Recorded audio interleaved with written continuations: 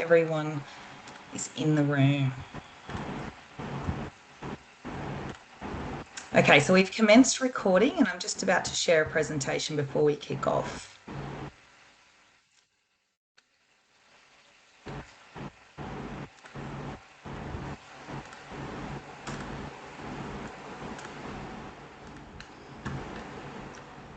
Okay, hopefully everyone can see that presentation. I can't see you, but if someone can just indicate that they can actually see that, or just speak, because I can't see anyone at the moment. I'm hoping you can see that. Excellent, I got a thumbs up. Yay, thank you so much. Wonderful. Welcome everyone to the first Health Gateway webinar of the year. So we've got a couple scheduled this year, obviously the first one being today, and we've got a second one coming up in September as well, which we will obviously share the program with you a little bit closer. As I mentioned, my name's Sabrina. I'm the Health Gateway to Industry Schools Manager for the program statewide. And I just wanted to obviously welcome everyone and say thank you so much for joining us today. I would like to kick off initially by acknowledging the traditional custodians of the lands on which we're gathered here today, for me being the Yugambeh and Yagara people in Springwood, Queensland, and also acknowledging that there are a lot of representatives from all across the state here today as well, and acknowledging your traditional custodians of your land and paying respects to elders past, present and also futures leaders, and also acknowledging and thanking any Aboriginal and Torres Strait Islander people online today as well. Thank you for joining us.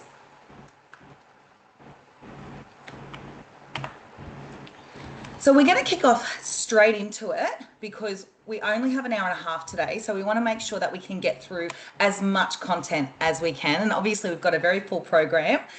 We've got some exciting speakers joining us today, so thank you very much to all of the speakers that have joined us today, in particular from Queensland Ambulance Service, Nuclear Medicine, Metro North Health, Midwifery from Queensland Health, Office of the Chief Midwife Officer, and Royal Flying Doctor Service as well. So we appreciate your time, your experiences, your input and your advice, and also your just sharing your, I guess, journeys and information and insight into the industry as well.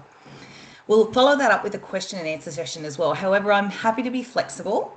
If you would like to ask questions following the presentation, then feel free to just pop your hand up and I'll ensure that we respond to your questions straight after the speakers.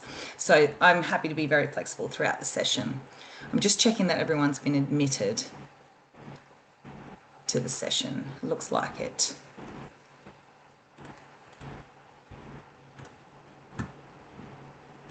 Just give me one moment. Just go back. So we will kick straight off into it. So we're actually going to commence with the lovely Claine Underwood, who's joined us today from the Queensland Ambulance Service. Claine is actually based up in North Queensland, so it's great to have some regional representation here today. And I just saw that Claine has joined us, which is really exciting. So it'll be really great to hear from Claine, obviously having that regional perspective as well, and the types of roles and pathways within the Queensland Ambulance Service, both non-clinical and clinical pathways as well, because there are many, obviously. So Claine, you are here. I'm just going to stop sharing just for a moment so I can have a look and just see if Claine is in the group. Claine, are you there?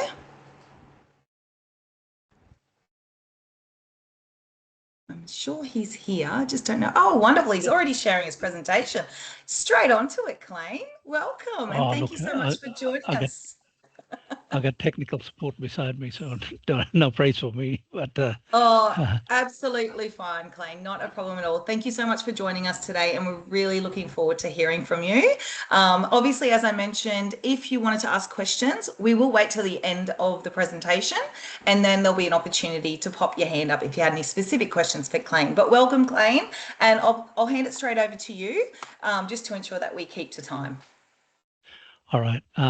Just to check, everybody can see that presentation and hear me properly. Yeah. Well, look, I can. Thanks thanks very much for the invitation. My name is Claine Underwood. I'm an At the moment, I'm a project officer with the Queensland Ambulance Service, working on a Cape York project enhancement package. But my normal role within the Queensland Ambulance Service is a cultural safety support officer, and that role encompasses supporting all Indigenous staff within the Queensland Ambulance Service and building cultural capability there. I've been with the ambulance service since 1995 as a paramedic, as an officer in charge, as a district manager, and various different as a clinical support officer, and various different roles across the organisations over that 30 years. But at the moment, in this project officer role. Today, I'm going to talk about the Queensland Ambulance Service Indigenous Paramedic Program.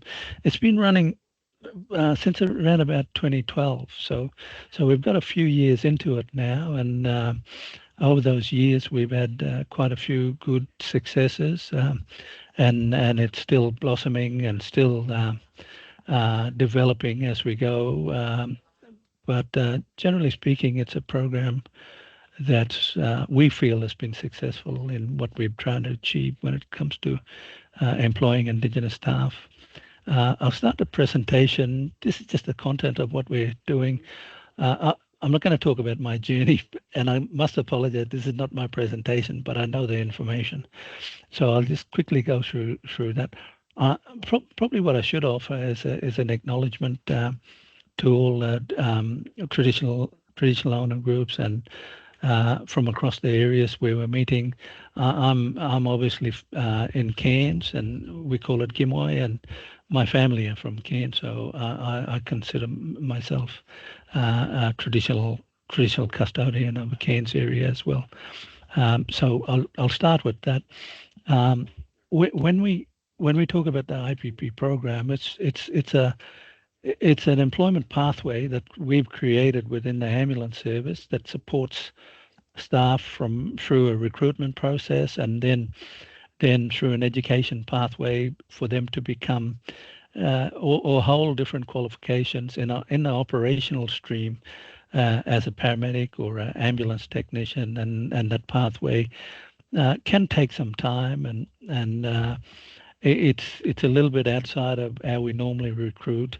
Plus, you may know that through the normal process, we expect people to go off, get their qualification, and it's normally a bachelor in ambulance service delivery or paramedicine now, and then they come to us and try to gain employment through the Queensland Ambulance Service. It's very competitive. There are a lot of people who do those programs through different universities across Queensland, but at the end of the day, we only offer about 200 jobs a year, which is quite small for the number of people that are coming through the education pipeline through tertiary facilities across Queensland. What we try to do is tailor it from the start so the recruitment is a little bit different. Then when they join, they get plenty of support from Indigenous staff, from dedicated what we call IPP educators, and then people like myself as cultural safety support officers for their employment with us. And then outside of that, there's a lot of educational structures through the universities that we try to tie our staff into. But the unique thing about the IPP is that we employ them from day one. They get hands-on, on the road, practical experience, day to day, working in the back of the ambulance with mentors, and that's a real difference between a university qualified paramedic and the IPPs that we produce. We try to make sure we embed cultural safety within the process and within their support mechanisms. We have in the past targeted communities like Yarrabah. Yarrabah's been a real success story for us, with a number of people going through the program and qualifying, as well as now we've got 5 Indigenous staff that work out of Yarrabah Station, and there's only 6 there. So most of the people at Yarrabah are from Yarrabah, and they provide the ambulance service delivery for Yarrabah.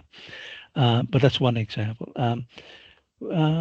We want to be more representative in the diversity field, and this is why we've targeted areas where we know high populations of Indigenous people live and work, and probably use the ambulance service. So that's why we've used our demand profiles as well as our performance profiles to try to target some of those areas where we need Indigenous staff to work. And as we know, Indigenous staff have a different level of rapport and trust with Indigenous patients and customers. The intent of the program was to, like I say, employ Indigenous staff within our organisation, build our workforce to be more representative of the community where we work and live and deliver our services.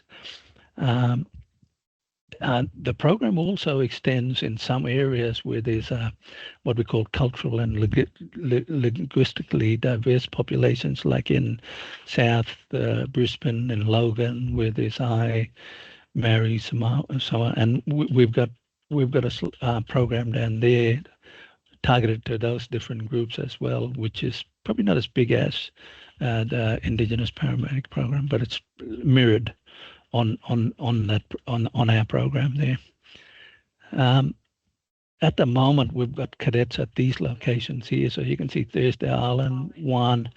We've just finished recruitment again, so there'll be another one in Thursday Island. So we'll have 2 up there. We've got a cadet at Bamaga, Cooktown. We've got one just finished, and he's graduating, and he's going through a short graduation process to become a qualified advanced care paramedic, and he'll live and work as a advanced care paramedic in Cooktown. But if he wants to leave there and go anywhere else, that's entirely up to him, because he's a registered qualified paramedic or advanced care paramedic. We've got two cadets at Mareeba, Ravenshoe, Edmonton, Gordon Vale, Yarrabah, 2 cadets. And we've just recently, like I say, currently in the recruitment process for Cooktown, Thursday Island, Bamaga, Kent City, and Smithfield. So all up in the Far Northern area, we've got about 18. And across the state, there's 80 plus in the program at the moment.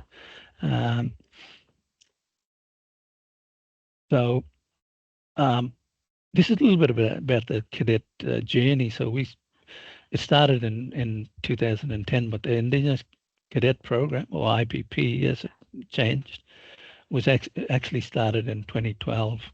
And then it went through these things. But this journey here is in particular about Crystal Smith, who started as a cadet out at Normanton. Then she became qualified out at Normanton.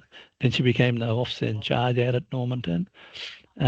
She transferred to Mareeba in 2021, and then was given a leadership role in our organisation on our cultural safety unit and cultural safety leadership group.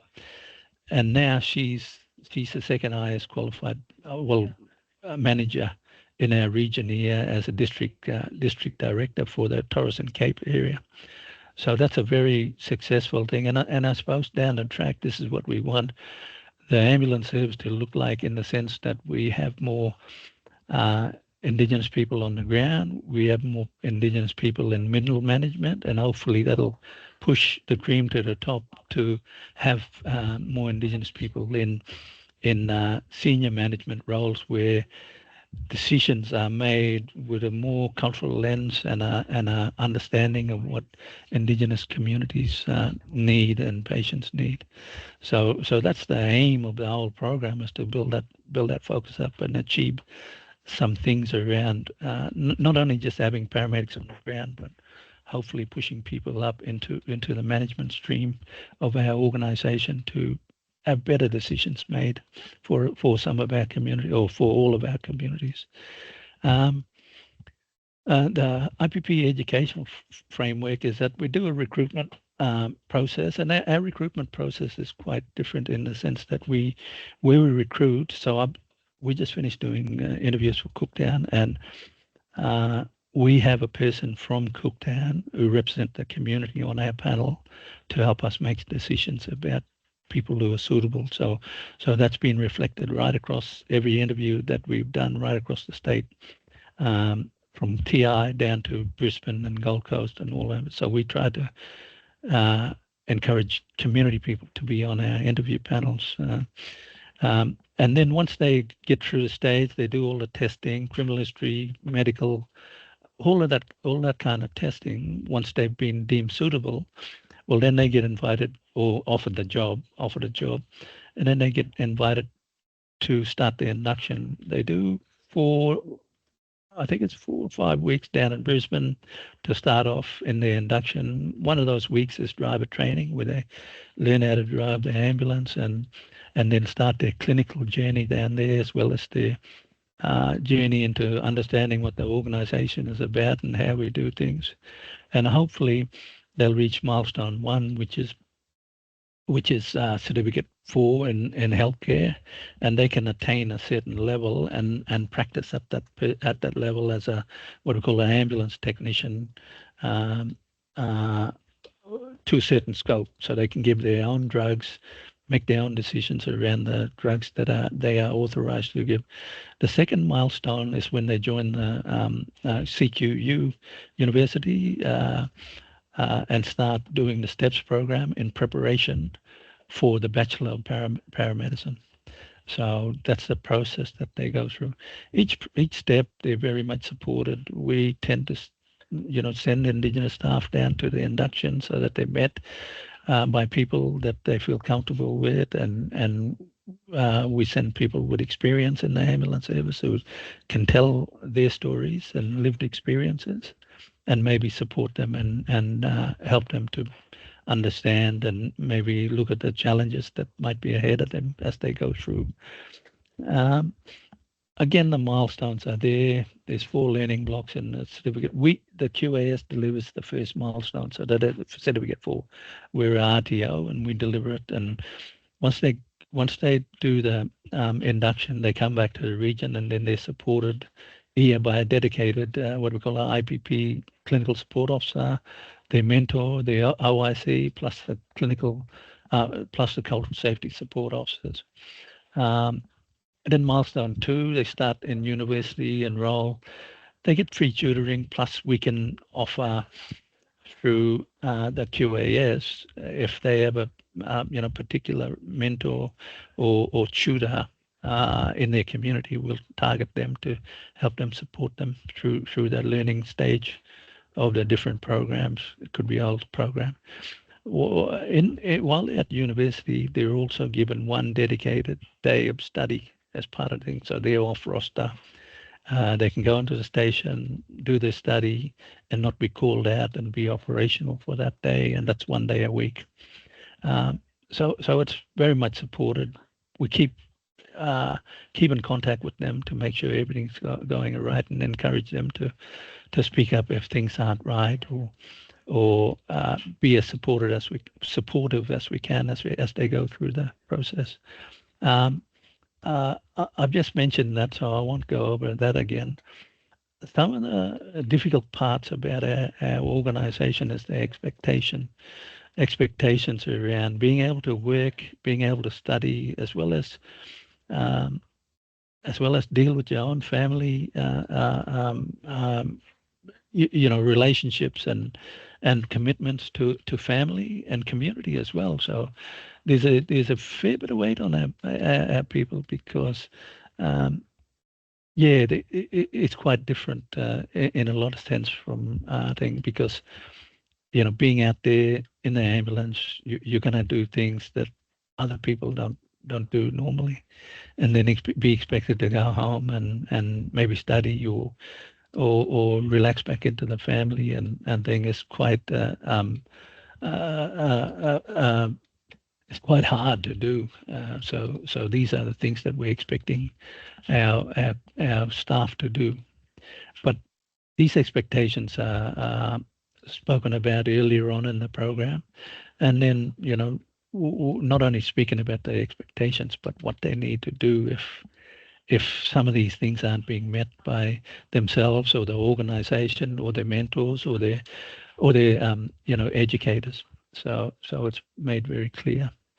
Some of the personal and cultural challenges that our people will face is that they're working in communities that they may even go to their family members, and sometimes it may not be always things. So there's an emotional toll that it'll take on people.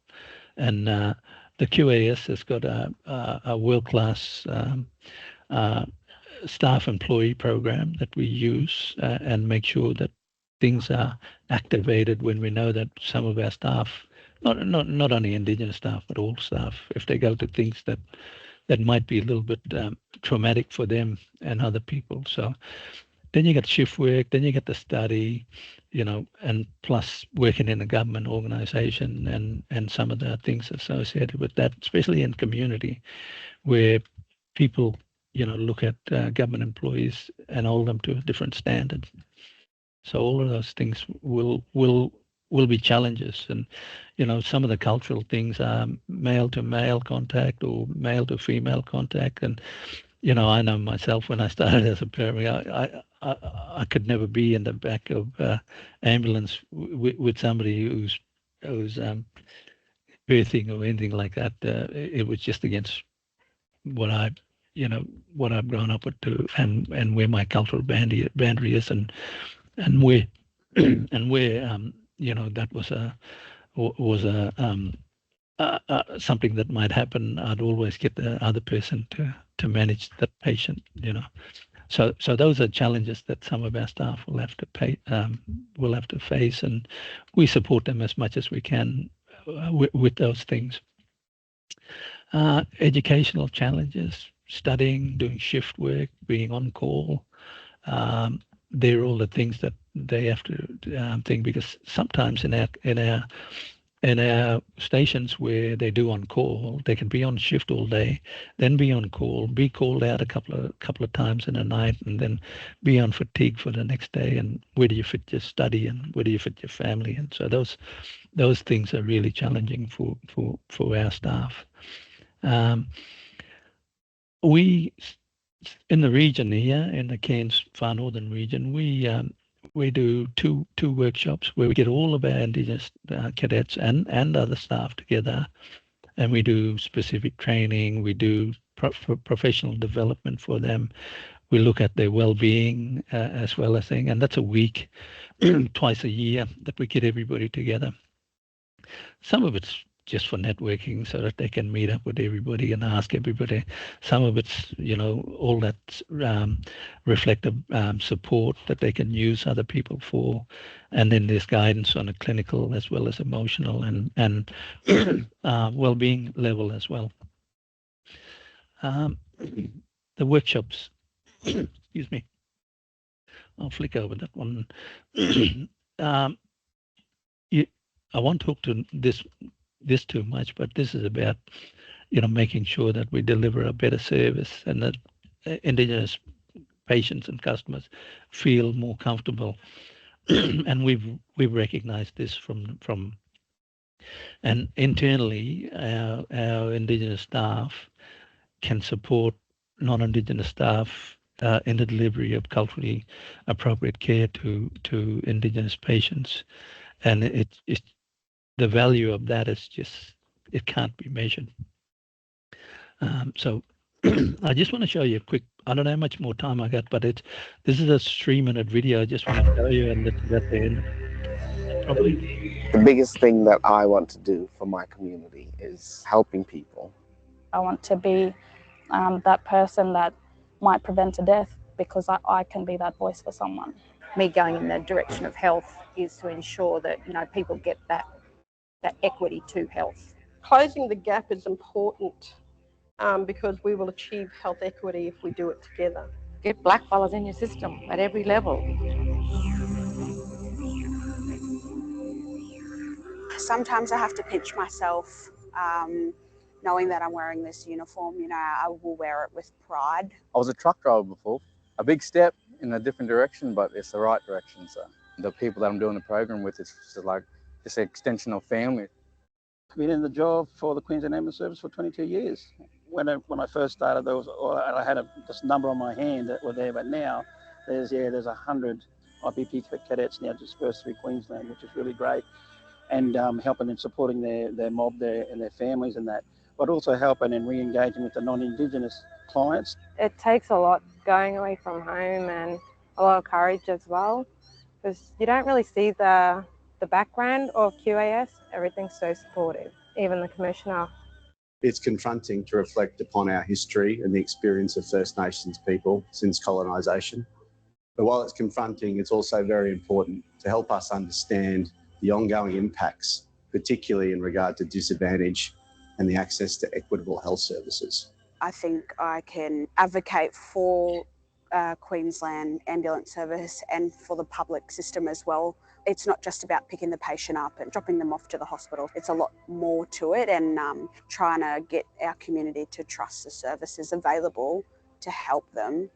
It makes me feel proud that I've taken the step. We knew it was going to be a sacrifice, and I'll be the first person in my family to, take this career path. So I'm hoping it just inspires the younger generation anyway to see another Murray fellow, in that uniform, and hopefully it might be just enough to spark their interest anyway to want to pursue those things.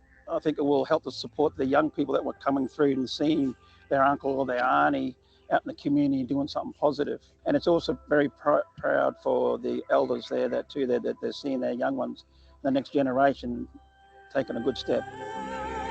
Our commitment is to learn from the lived experiences of First Nations people and design our services to ensure not only better access to health services, but to make our organisation a safe and respectful workplace and one that's free of racism. We know that health equity, we can't do it alone as Aboriginal and Torres Strait Islander people. We need everybody on the journey with us.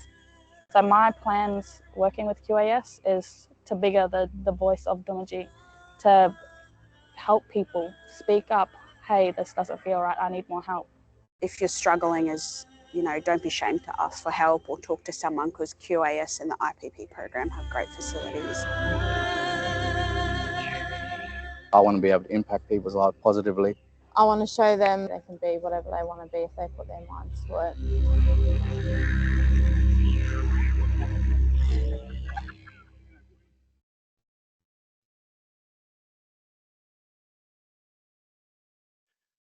Look, that's it for me. Any questions, or have I run over time and probably taken up too much time already? Thanks, Clayton. That was incredibly insightful, and it actually makes me want to join the program, to be honest. I'm actually really interested to hear more about the culturally and linguistically diverse aspect of the program. It's great to hear that it's extended out into those cultures. So it's definitely something I'm going to have a further conversation with you, Clayton, about, particularly in the Logan area. Really interested to hear more about that, but it's really great to hear that that service is not only, being offered to Aboriginal and Torres Strait Islander people, but also extending out into culturally and linguistically diverse, which is very important in their cultures as well, to have that culturally appropriate care. So that's fantastic to hear. Are there any questions from anyone at all? How do we know if an IPP is running in our area, Clayton? That was a question from... We've got a website. On the ambulance website, we've got a page that as an expression of interest site where people can express their interest, and that information is collected. And then once recruitment happens in that area, they'll get an email from us to let them know that we're going to start recruiting in that area and give them the details. So that's the normal process. We try to do a little bit of promoting and advertising prior to recruiting for different areas. At the moment, we've just finished recruitment for right across the state.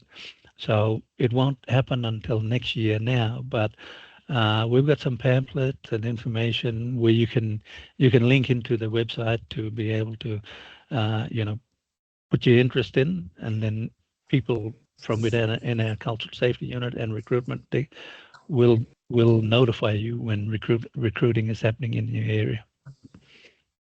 Awesome. Thanks so much. There was another question from Tracy. Crossman, what sort of Year 12 qualifications are they looking for in both programs, First Nations and culturally and linguistically diverse?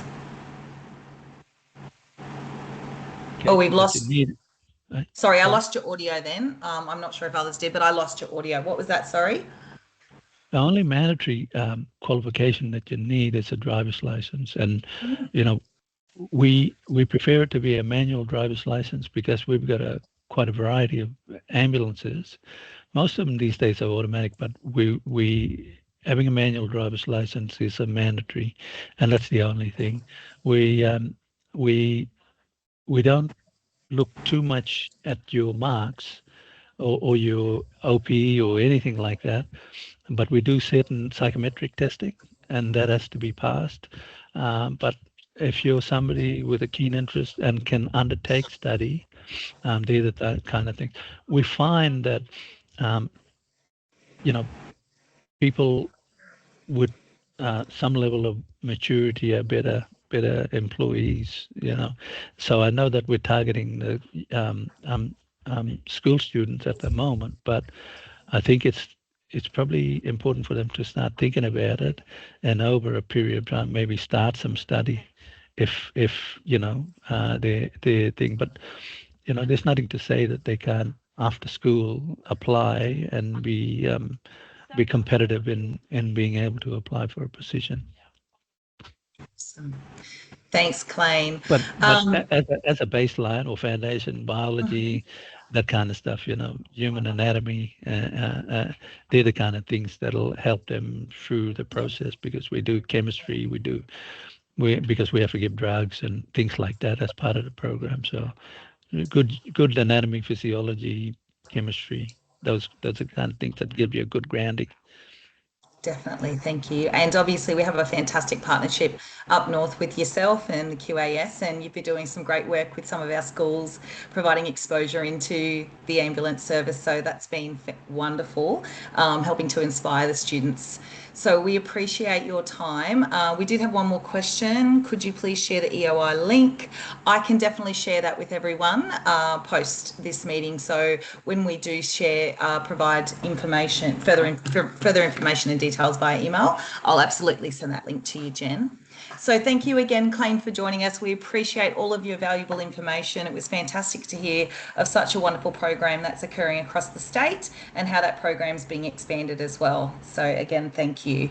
We are going to move on to our next speaker, who is from Nuclear Medicine Queensland Health, well actually Metro North Health, sorry, apologies, Madison Carroll, who has joined us today. And Madison's going to talk about, obviously, the variety of pathways and career options available within the nuclear medicine space as well, which is becoming a much bigger industry, obviously, and a lot of interest in that industry as well. So, Madison, are you online now? Yeah. Excellent. I can. Do you have a presentation, or are you just having a discussion? I'll just share my screen. Not a problem. See? Oh, there you are. Hello. Hi. Excellent. Can you see that okay? Yeah. I can, yeah. Great. Wonderful. Great. Perfect. So thank you, Sabrina, for inviting me to speak. My name is Maddie. I am actually from Queensland Health and Metro North, so it's okay. I'm a statewide clinical educator for nuclear medicine scientists within Queensland Health. It's most of my job, but one day a week I do still work clinically as a senior nuclear medicine scientist at the Royal Brisbane and mostly the Queensland Children's Hospital these days.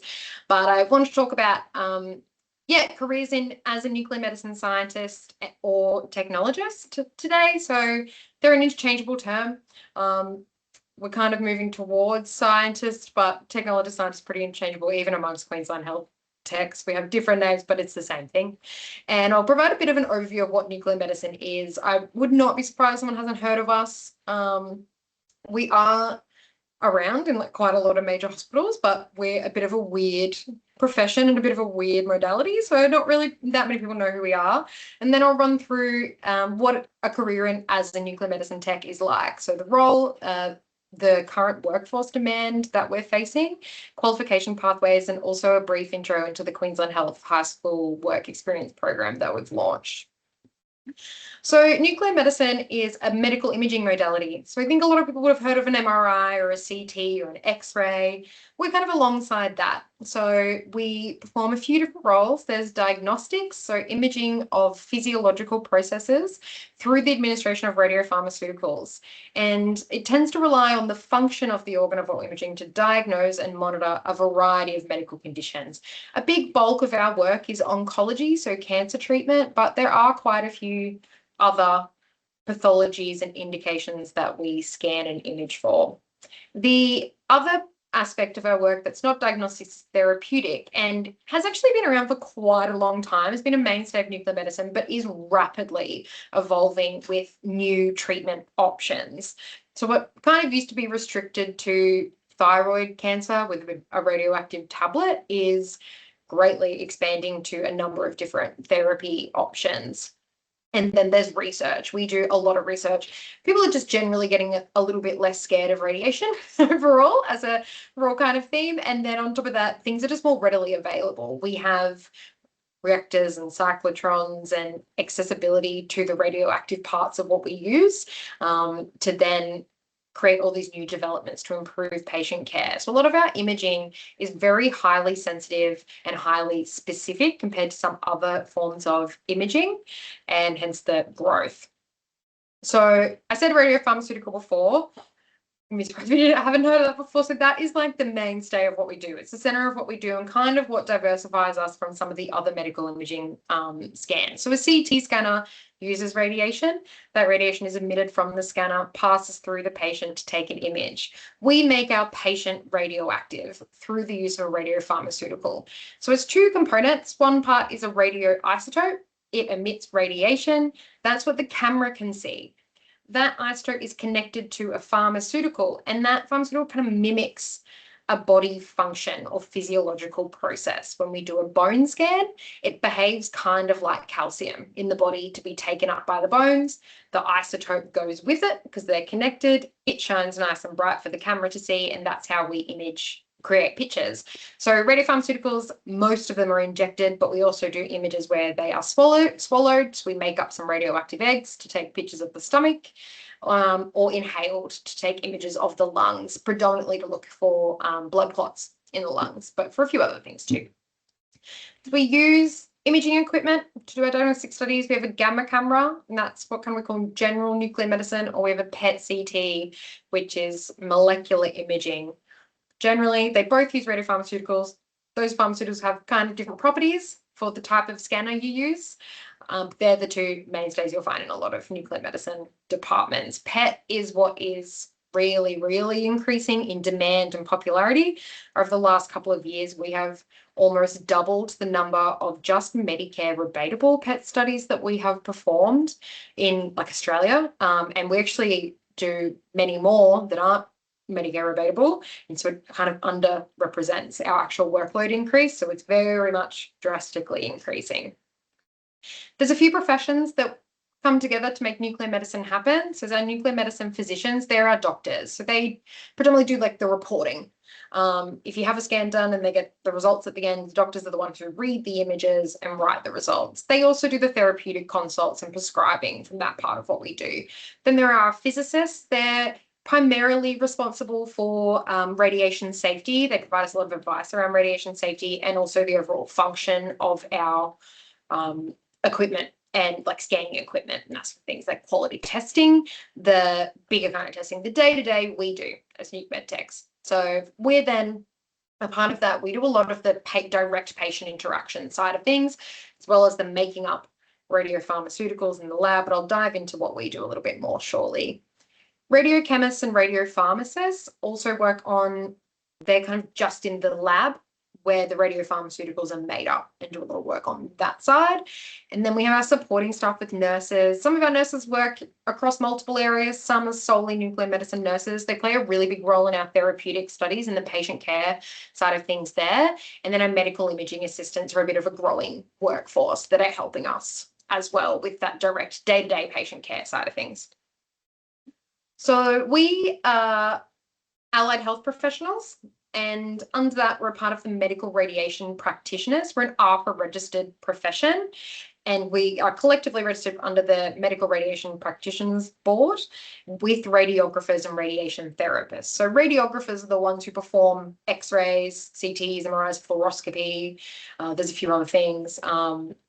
And then we're the ones who do the nuclear medicine studies. We do also do diagnostic CT, and we can get trained in MRI.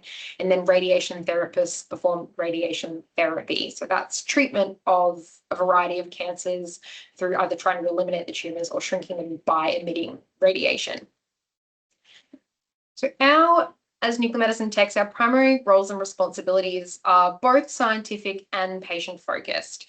It's a profession that has a really nice blend of the two. So I really loved lab work and the sciencey stuff when I was kind of deciding what career to go through, but I really like people and I really like making a difference and helping people, and it's a really cool blend of that. So in the morning we do spend time in the lab. We cover everything with lead to protect ourselves from the radiation, and we use syringes and vials and do a lot of quality assurance testing on all those radiopharmaceuticals we make up. We do a lot of technical things with health informatics, radiation safety advice, ensuring radiation safety, the quality assurance of our camera and operation of our equipment, both in the lab and also the imaging equipment, is all our responsibility. Then there's the patient focused side of things. So we prepare our patients, we communicate with them. We're the ones who provide an overview of what is going to happen in the procedure. We make sure they're suitable. We do a lot of advocacy. If someone's been sent for a test and they can't actually manage it because of what is required, then we advocate for them and vice versa. Then we administer those patient doses and we do all the patient handling. So we do all the patient interaction side of stuff, but also some really cool scientific stuff as well. The key skills and attributes that are related to what we do are actually defined by the MRPBA. So I kind of recommend if you have any students that are interested, this is a really great resource to go and look at to see if this is what they want to do, and gives them an overview of what they're actually in for before they get into the degree. We've historically had, I wouldn't even say rarely, I've had quite a few students that have gone in thinking it's very science, and they would be really suited to like our physics or radiochemistry streams. Not realizing how much patient interaction and patient care there is, and interdisciplinary work, and that flexibility required to do all those things. They're very much science focused, which is great, and we have a role for them in our profession, but they didn't know that going into the degree. They get to placement and it's a bit like, ooh. So this gives a really good outline of everything that's required. So there's 6 domains, and notice in that one is medical radiation practitioner. That covers all of our clinical, technical skills stuff. Then there's 5 others that are actually all the complementary skills required for that. So being a professional and ethical practitioner, a communicator and collaborator, so being able to communicate the safety, and also working as part of interprofessional multidisciplinary teams. Being a lifelong learner, our profession is so rapidly changing. There's things I'm doing now that I graduated in 2016. There's studies I'm doing now that I wasn't doing then, and the studies I used to do then that we wouldn't dream of doing now. So there's always something new to do. No 2 days are the same, let alone 2 years being the same.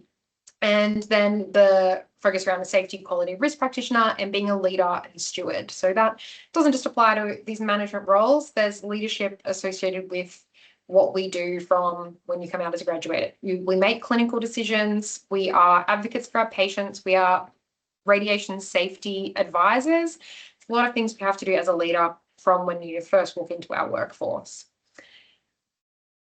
Also, speaking of workforce, we are in incredibly high demand. So I've alluded to throughout the presentation, we are rapidly increasing in demand. I mentioned earlier that doubling of PET services. So in 2022, everything's kind of fine. Arguably, being in the profession, these data kind of caught up a little late. We did see this coming, but the absolute explosion, there's just openings of PET scanners all the way up the coast, all over the country. There is globally a shortage of nuclear medicine techs. Then in English-speaking countries, that's also the case, which then entices Australian graduates to go overseas. We have that compounding our shortage here. But the key driver is less so people leaving the profession in hordes. That's not really happening. We're actually maintaining our registration numbers since even before 2021 to now. They're not really budging that much. But so people are retiring, people are coming into the profession around the same rates, but we are having this huge increase in service demand. And so we end up with a skills shortage of technologists. Part in Queensland, that's further compounded. So we have a total of nuclear medicine technologists in the country that are registered as of December are about 1,300. In Queensland, there's 240 odd. So we are like, most of them are in Melbourne and not just Melbourne, Victoria and New South Wales. And that is because there's no local qualification pathway in Queensland till last year, but I'll touch on that in a sec. So we had you can study a Bachelor of Medical Radiations at RMIT, University of Newcastle, Adelaide University. We did just lose the Charles Sturt University course. They've just ceased their intake from this year, so they'll do a couple more years of graduates and then go on. Prerequisite wise, Adelaide University doesn't actually have any prerequisites that specifically.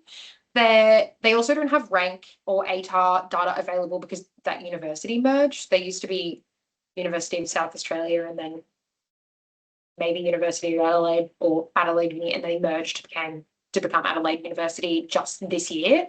But previously the range was quite similar to the other courses. So around that high 70s to 90s was kind of their range for intake.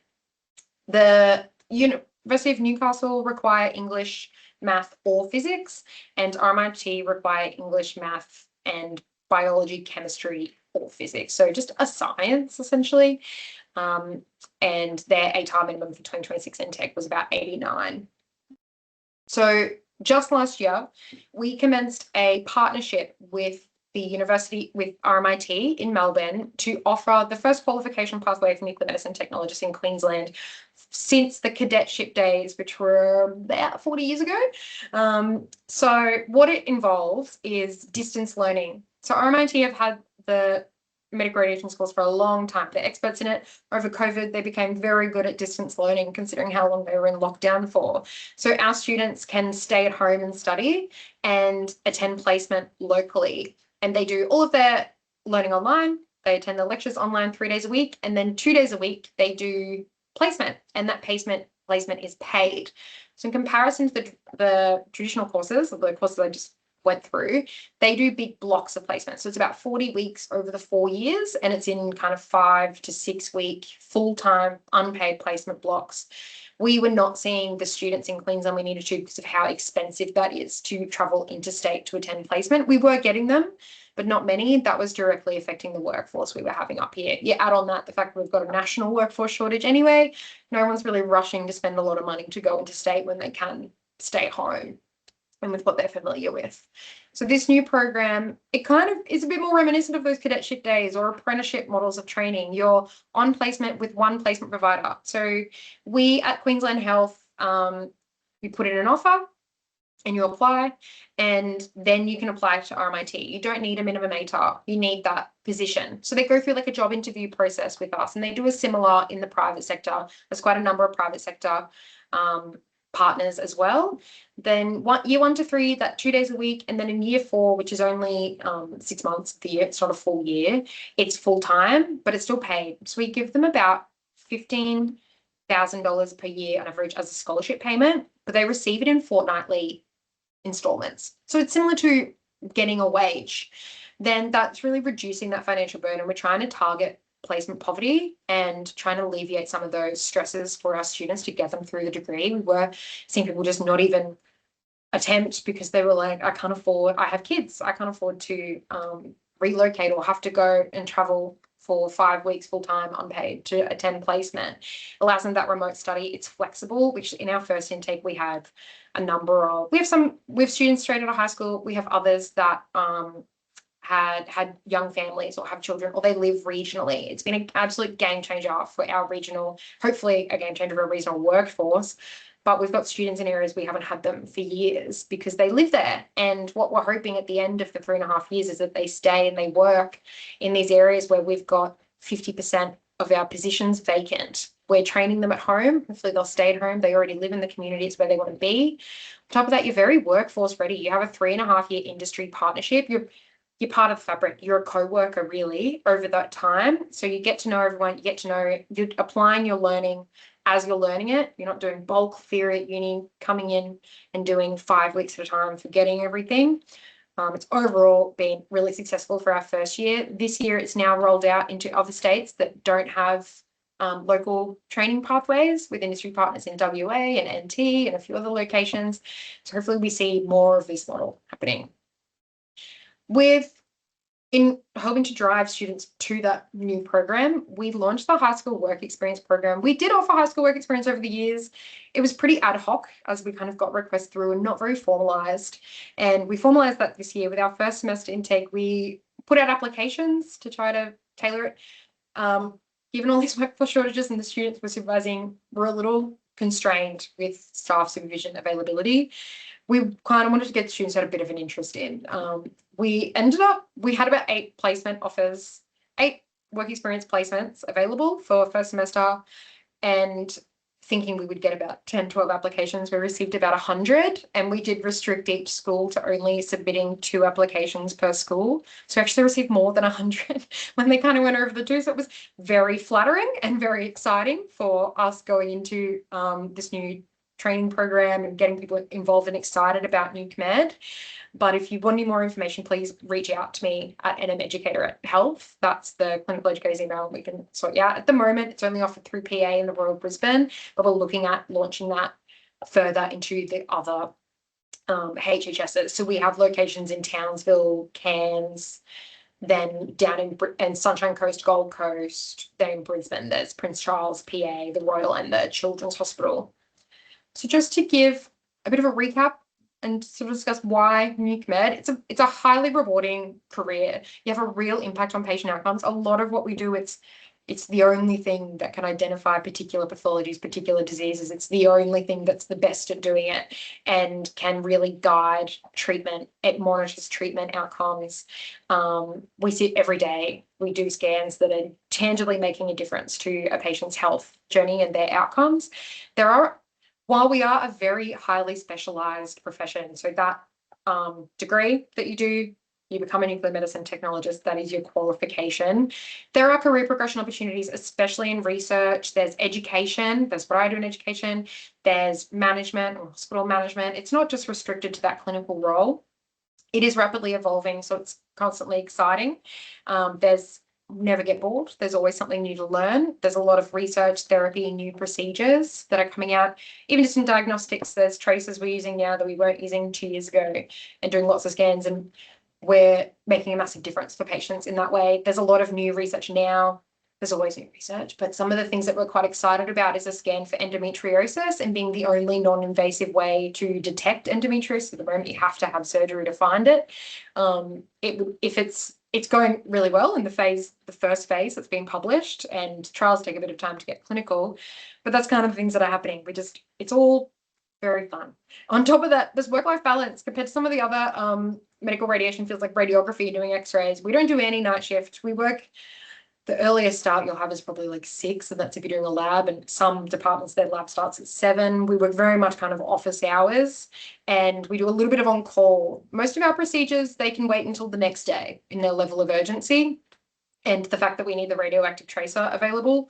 So that means you can kind of work nice hours, and there's job security in the fact that we have an extraordinary amount of job vacancy at the moment. So students looking for a very secure pathway into a healthcare profession that's very exciting. I highly recommend Nuke Med. Thank you.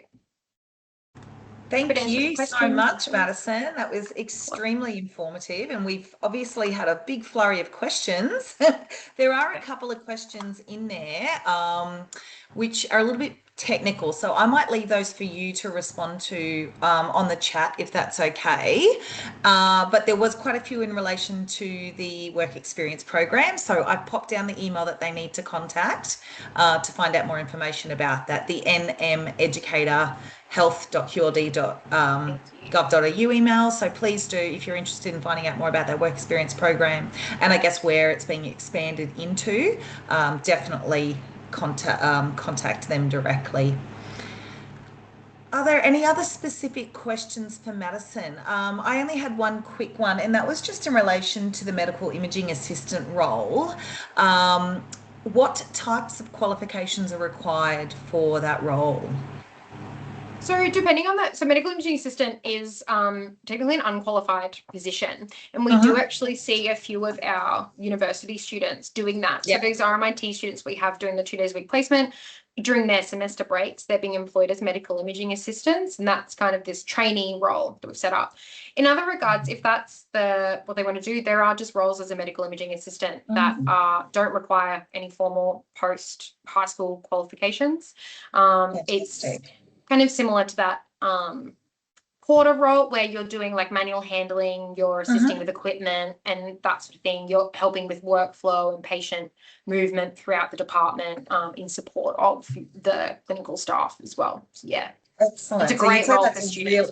And a really great sort of entry-level pathway into nuclear medicine as well, to get some good exposure into the industry, to really find out if it's for you as well. Yes, it's a great thing to do before in like a gap year. If you can get a role doing that and you're not sure what you want to do and want to take a year off before, getting in there, you can kind of see what the day-to-day is like and if that's what you're for without walking out for a qualification yet. Awesome. Well, thank you so much, Madison. We will move on just because we are running short of time, but we really appreciate your expertise and the information that you've provided today. There was a question about accessing that document that you mentioned previously. I'll obtain, unless you're able to pop that link in where you can actually access that document that you shared. I'll let you have a look at the question. I'll answer them in the chat if that's okay. That'd be great. And there was that couple of technical questions as well in there that I'll leave up to you to answer. Awesome. Thank you so much, Madison, for your time. Really appreciate it. We are going to move on now to our third presenter, who is actually quite a few joining us today. Sonia Faulkner, Gemma McMillan, and Kathleen Goldsmith from Queensland Health, Chief of the Midwife Officer. So all about midwifery pathways. So I can see you, Kathleen. I'm not sure who's actually sharing the presentation. Is that yourself or? Yep. I think Kathleen's just sorting out the technical sides of things. Excellent.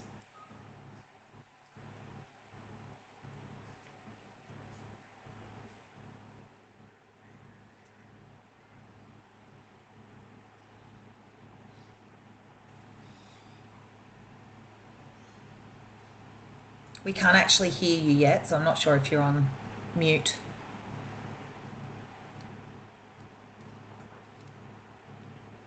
Oh, can you hear me now? Yes. Lovely. Excellent. Yes. So just checking you can see that in presentation mode. Not yet, but I'm sure we will. We can see the presentation, just not in presentation mode, not in presenter mode, but that's okay. We can still see it. Even if you'd expand it a little bit, we'd still be able to see it. Do you want me to share, Kathleen? Let me just see if I can. Here it comes, I think. No, that's okay. I mean, I can still read that.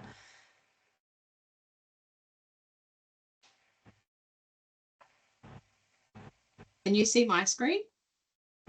We can see it now, yes. We can see it. Kathleen, you happy if I share it? Go for it. Perfect. Do you do the introduction or me? So, I guess I'll go. Yeah, so hi everyone, I'm Sunita Faulkner. I'm a clinical midwifery consultant on the Growing Deadly Family Strategy, and I am employed within the Office of the Chief Midwife. We do apologise, Gemma has had to step out, but she's the Assistant Director of Midwifery, and I'll let Kathleen introduce herself.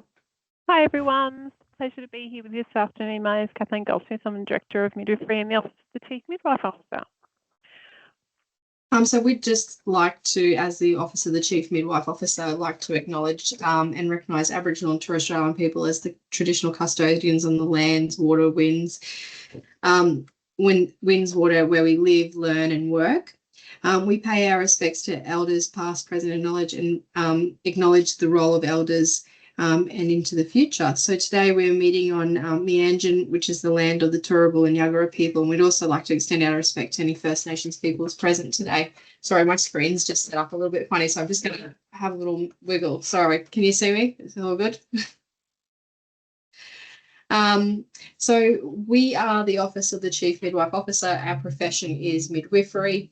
There's a lot of career opportunities that occur within midwifery and different work settings. So just for time purposes, I won't read them all out for you.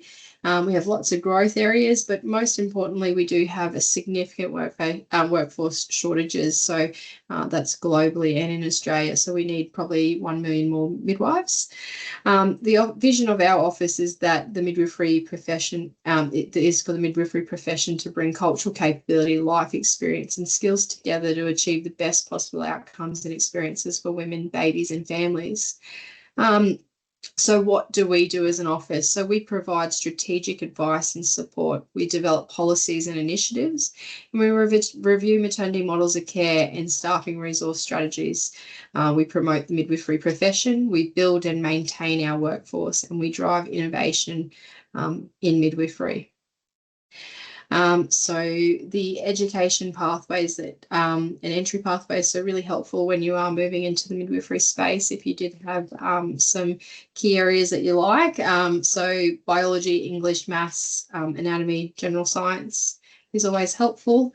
The pathways into midwifery, so we've got university, TAFE, and other pathways for access into it.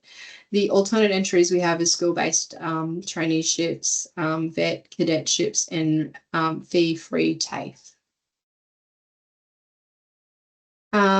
So thinking about being a people person, so it doesn't mean that you have to be the most outwardly confident or outgoing person, but you do need to you need to like getting to know people and working with people.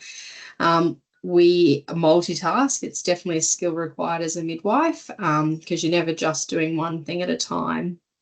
You do have to be quick thinking, so the ability to pivot and on the go, and you do need to possess a curious mind to be committed to lifelong learning because our profession is ever evolving. So lots of opportunities to gain in health industry exposure. You don't always need to be specific about the career, health career that you are considering. Maybe it's just the general interest in the health-based careers and you can start exploring through. So we've got work experience of shadowing. Grade 10 is roughly the age that you do it. You can do some volunteering. So most health services do require you to be over 16 years of age. We've got the school-based traineeships. You can do your casual or assistant role. So an example would be that you undertake employment as an assistant nurse while undertaking your studies as well. You can attend health career expos and ask questions of different professions, making your way into midwifery stall in some part of like some interactive activities that we have. We do have cadetships while training, so some are very specific for First Nations students moving into nursing or midwifery, so that's employment 1 day a week within the hospitals.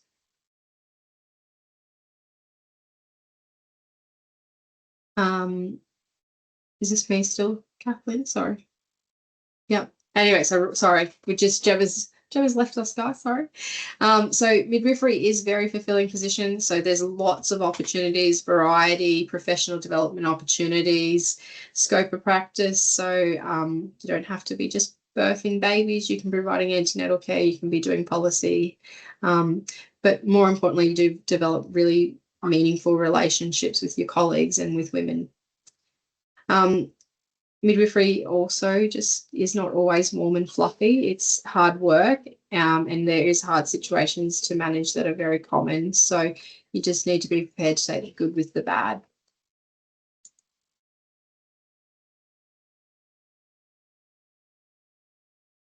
You're on mute. Thanks, Anita. So why would you consider becoming a midwife? So, you know, I think it's a wonderful, rewarding career. Like nursing and midwifery, as Anita said, we do have a large workforce around healthcare in this country and globally. So there's lots of job stability and demand for nursing and midwifery, and particularly around opportunities for international career pathways as well. certainly for myself, I was able to go to the United Kingdom and work over there for about 4 years during my career because I had nursing and midwifery qualification.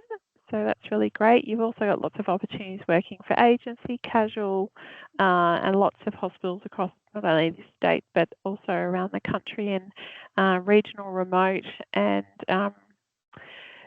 city metropolitan areas. So your experience can be really diverse. It can offer you a lot of variety and career flexibility. So a lot of our colleagues might work part-time where they're raising children.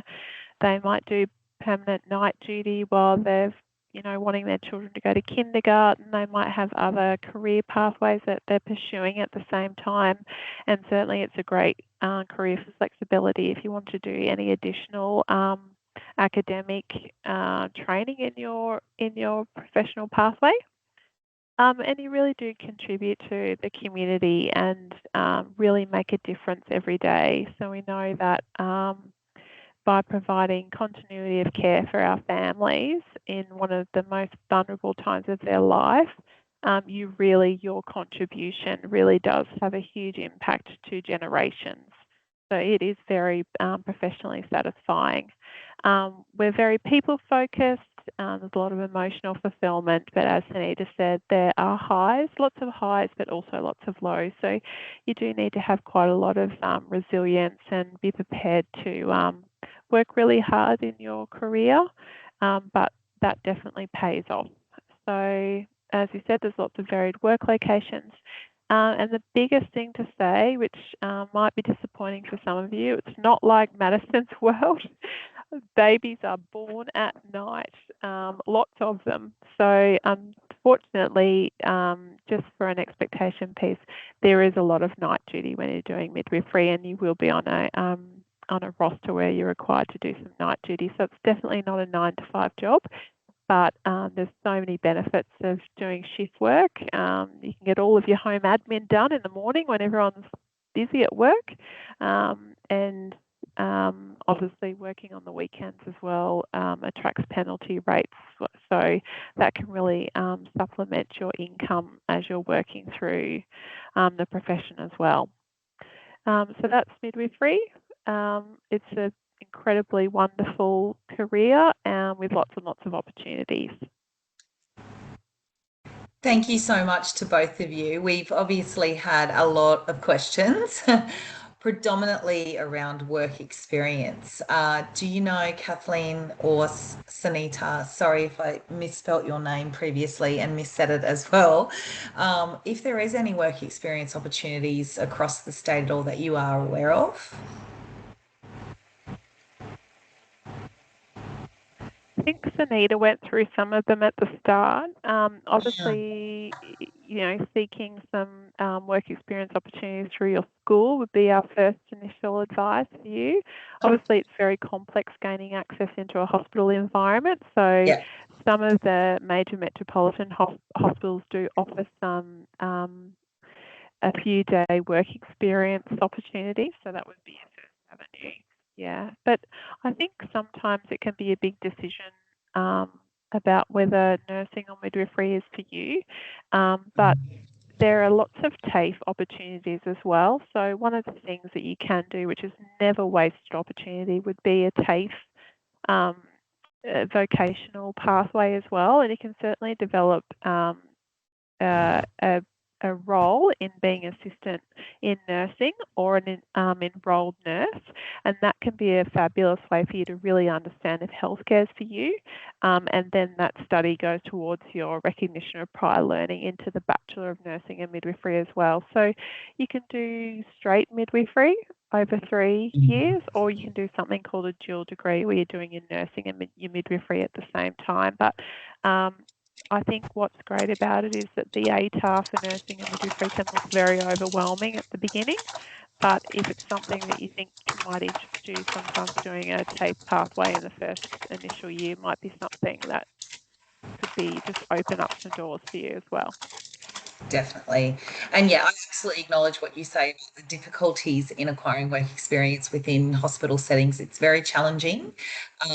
There's lots of barriers associated for big facilities to offer work experience programs. So, and we can see across the state that there's lots of challenges in schools actually accessing work experience for their vocational students, ones that are undertaking certificate qualifications. So yeah, it's definitely something that you're not alone, and we are trying to work through some of the barriers. But there are some hospitals, obviously, who do offer work experience programs. For example, Metro South Health, which is a Year 10 program. Yes, we understand that, but there are some that do offer those insights into the industry. I'm just going to pop in here as well an email for anyone interested in finding out a bit more about the school-based traineeship program being rolled out across Queensland Health. If you're not sure if your local hospital is offering school-based traineeships, you can email that direct email there. They will provide advice around this to let you know if there is any offerings within your local area. Were there any other specific questions? I think most of it was around work experience and school-based traineeship opportunities. Yeah, thank you very much, Kathleen and Sunita, for joining us today. We really appreciate it. There was a question around sharing the presentations as well. So for any of the presenters online today, I will contact you to see whether or not you're happy to share your PowerPoint presentation, and I can share that out to those who joined us online today. So we're going to move on to our last presenter now, who is from the Royal Flying Doctor Service.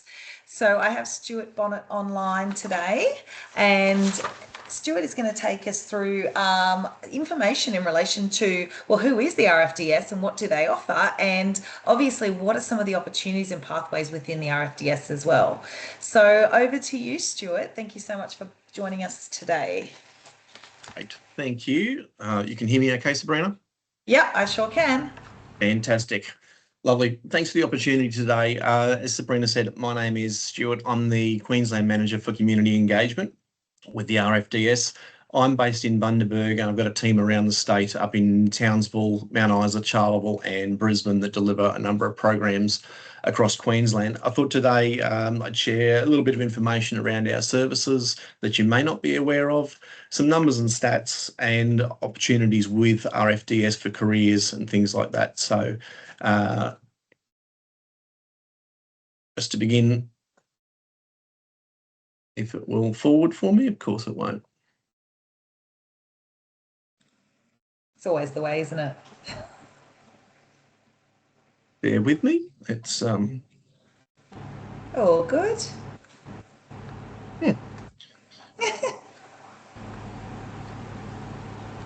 All right. Just a quick acknowledgement of country. Yes. Just acknowledge the Australian, Aboriginal and Torres Strait Islander peoples as the first inhabitants of the nation and the traditional custodians of the land on which we're on. So I've got a map up there. We've got 9 bases around Queensland. From the bottom there, Brisbane, Bundaberg, Rockhampton, Townsville, Cairns, Mount Isa, Charleville, Roma and Longreach make up the 9 bases across Queensland. We run 26 aircraft around Queensland and right across Australia. Obviously, RFDS is an Australian-wide organisation, but I'll sort of concentrate on Queensland today because that's where we're situated. We've got 400 staff across Queensland, and as I said, 26 aircraft from a smaller B200 right up to the larger B360. So the difference between the two, the planes is probably about a metre and a half length anyway. There's not a lot of difference, but the pilots prefer the smaller B200s because they can get them down on shorter runways, because obviously we don't always land on a tarmac with lights and towers. We land on dirt roads or cow paddocks or out on the farmers' land, that sort of thing. So we've been around since 1928, so we're nearly 100 years old, and every town that you can see on that map there is a place that we've landed a plane in the last 12 months. So we've got over 2,000 airstrips right across Queensland. So what do we do? There's a number of different things. A lot of what people do is, or think we do, is inter-hospital transfers, or IHT. But there's a lot more than that. There's obviously the retrievals, there's primary healthcare, telehealth and medical chests, Oral health, we've got a dental van that travels around. We do health promotion days and mental health and wellbeing, which is a big thing for us and getting larger as well. So I'll just skip through these quickly, cognizant of time, but primary healthcare clinics. So you can see there the different things that we do there right across Queensland. Primary healthcare, again, we send out multidisciplinary teams across Queensland, and they can go out there and basically we are the GP service in those areas where there's no doctors. We are there, and our nurses become a bit like family to people out in those regions. Aeromedical evacuations, we often say if it's got 4 wheels or 4 legs, it's probably going to hurt you and you're going to need care. Our aircraft are flying intensive care units. There's about $500,000 worth of medical equipment on each of our planes. And as I said before, there's 2,000 landing strips across the network in Australia. And all our aircraft are staffed with a pilot and a flight nurse and a medical officer if required. So we run bare minimum. We don't run 2 pilots and 3 or 4 nurses. These planes are quite small. If anyone's ever been in one, you'll understand what I'm talking about. You need to be about 4 foot tall to effectively walk up and down the aisle. And the retrieval aircraft are all fitted with a Lifeport or TAS system with a stretcher loading system. So that's actually fully compatible with the road ambulances. So the trolleys come out of the plane and go straight into the ambulance and vice versa. It makes the transition so much smoother for everybody. Medical chests. Basically, in essence, I guess these are very large first aid kits that are stationed right across Queensland. So we've got 1,300 across Queensland, started back in 1942 with these. And as it's got there, it's range of pharmaceuticals and non-pharmaceuticals to enable emergency and non-emergency medical treatment. These are lockable and they are on stations right across Queensland. And it's accessed by telehealth service with a subscribing doctor assisting over the phone as to what to administer. Oral health, the dental truck, it's basically a semi that expands, commenced back in February 2013, and it did 2,000 patient consults in the first year. So preventative and acute medicine and the treatment for all our services, in fact, is no cost to the patient. So we provide all this to no cost. Mental health is certainly growing for us, and back in 21 it marked 25 years of us delivering those services across Queensland. So there's 4 federally funded programs there which you can have a quick look at, and it's everything from low intensity interventions through to more complex psychological therapies as well.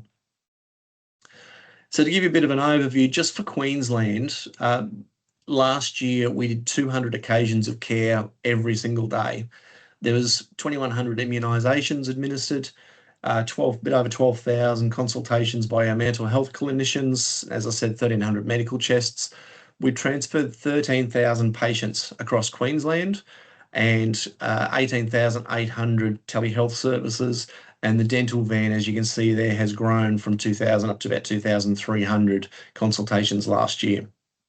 So fairly busy. This is a very short video. It just gives you I'm hoping the sound will work. Please do let me know if you can't hear it and I'll cease it. But it gives you a bit of an idea of the conditions and the areas that we operate on a daily basis. Not sure you can hear that or not. If I can get a thumbs up. No? Okay. No, that's okay. We can share it if it isn't working via a link or something like that. Yeah, that's fine. Yeah, that'll be great. There's some great footage of our back areas where we go, and an old ute that should be taken off the road, but it's still there transporting people. So as I said, I'm based in Bundaberg. I thought I'd give you a little bit of an overview of one of the 9 bases and the sort of activity that we do. You can see there, that's 24, 25 figures there. So this is where we transferred our patients from. So Hervey Bay Hospital is actually the highest, and then Bundaberg Base, and then it goes all the way down to the PA Hospital and Taroom Hospital there. So for Bundaberg, there was 1,900 patients transferred. We flew 777,000 kilometres last year, 2,800 landings, and it was 1,900 hours in the air. So it's quite busy for a rural base such as ours. And out of the 9 bases, I think we're number 2 or number 3 in transport. So we do a fair bit of activity out of Bundaberg. You can see there just a little bit of growth over the last 10 or 15 years in numbers, and it's continually on an upward climb there as well. So frequent retrieval sites, obviously the map of Queensland there, each base has an area that we look after. So obviously the planes are smallish, so they can't travel from Bundaberg to Cairns or Brisbane to Cairns without stopping for fuel, but we look after an area that covers that geographical locations there.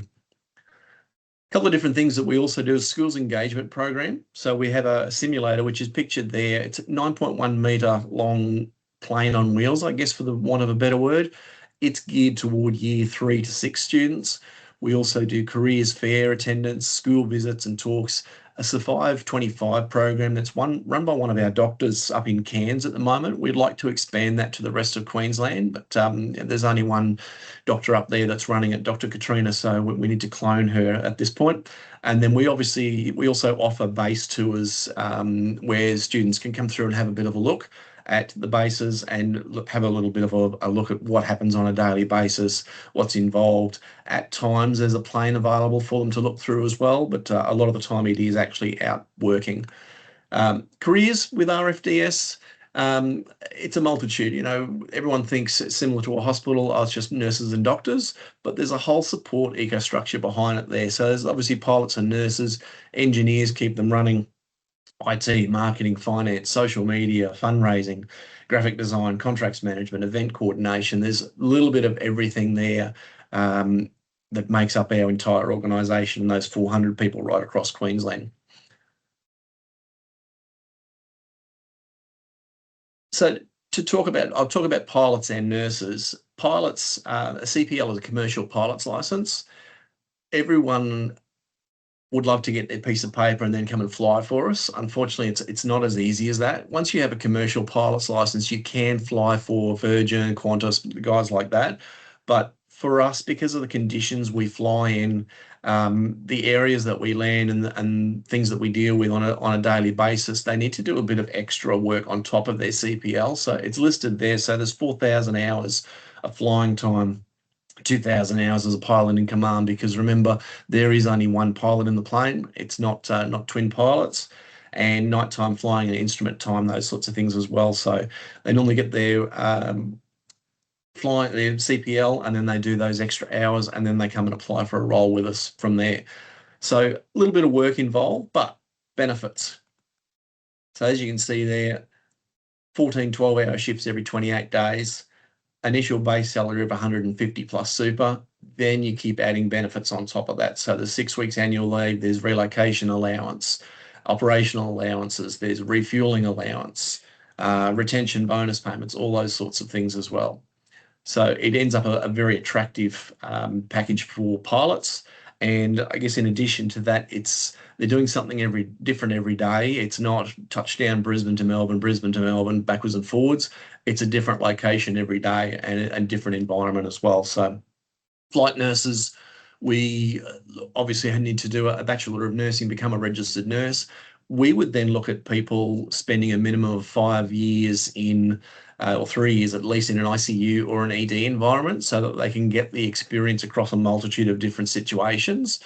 Current advanced life support, paediatric advanced life support, neonatal resuscitation, and our aircraft are a confined space. So you must be able to be in a small plane for 12 hours of the day. And then all our nurses are also midwives as well. So they're looking to complete their midwifery certification or have already done their certification. So again, it's not a case of just getting your bachelor's and coming work for us. There's a little bit of extra work involved there as well. But again, the variety, we deal from anything from,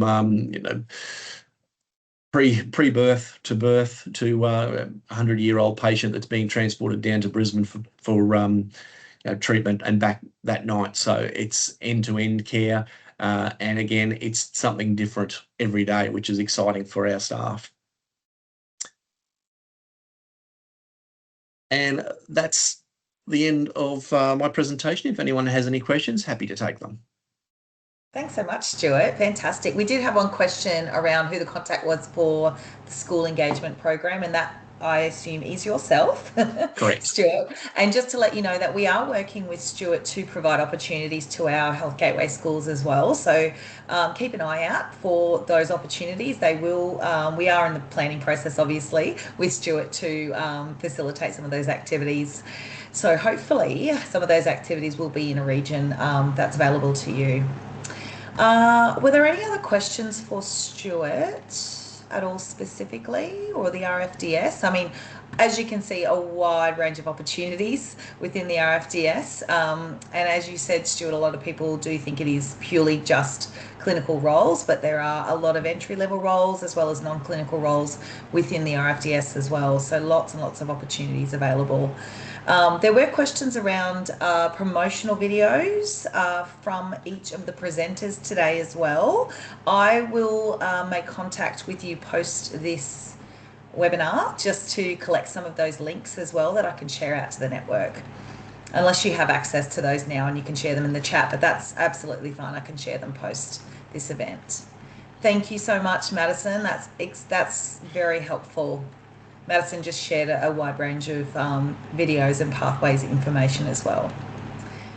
So just before we finish off, I wanted to say a huge thank you to everyone for joining us today, but in particular to all of the speakers for all of your expertise, your time, and your energy as well. It's been a great session. I've actually learned a lot myself. It's been very informative, and I hope everyone online has taken something away from today, whether that's information that you can pass on to your students, or some obviously key resources as well that you can share out to your network. So we really appreciate it. I did want to share one more screen, and that's just to, let me just get it up before everyone jumps off.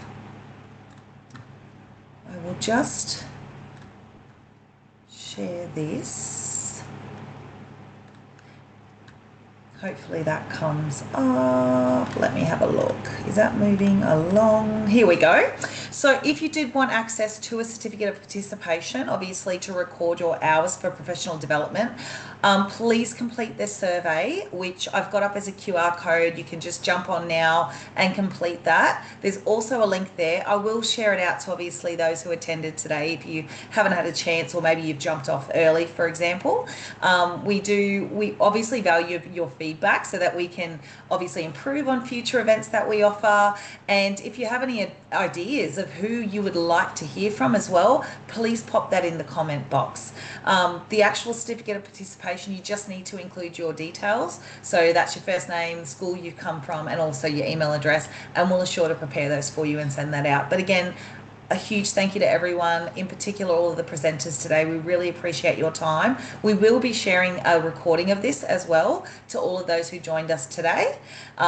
So if there is anyone who wanted to opt out of that in terms of the presenters, let me know and we'll make sure that we exclude you from that recording. But thank you again to everyone. I will close it off now just because we are right on 4:30 and I don't want to take up any more of your time, but thank you to all of the information you've provided today, and have a lovely afternoon. See you, everyone.